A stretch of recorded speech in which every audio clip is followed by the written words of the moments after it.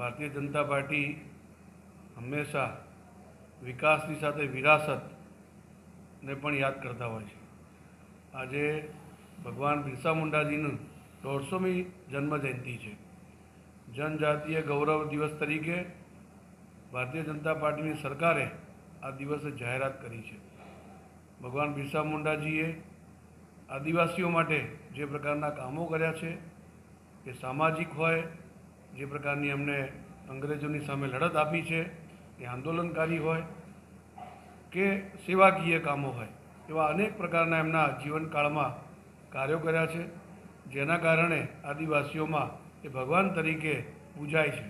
આજે પણ ભગવાન બિરસા મુંડાજીને માનવાવાળો વર્ગ ખૂબ મોટો છે અને સૌ એમને ભગવાન તરીકે પૂજે છે। આવા પૂજનીય વ્યક્તિને આજે શ્રદ્ધેય વ્યક્તિને આજે આપણે યાદ કરીએ, સ્મરણ કરીએ અને એમને શ્રદ્ધાસુમન અર્પણ કરવા માટે એમના જીવન ચરિત્ર પર સૌને ધ્યાનમાં આવે એટલા માટે વડોદરા મહાનગર ભારતીય જનતા પાર્ટીએ આ કાર્યક્રમ આયોજિત કર્યો છે, જેમાં એસટી મોરચો અને અન્ય કાર્યકર્તાઓ આ કાર્યક્રમમાં ઉપસ્થિત રહેવાના છે। સાથે સાથે આ પ્રદેશમાંથી પણ આ કાર્યક્રમ માટે વક્તા ઉપસ્થિત થયા છે।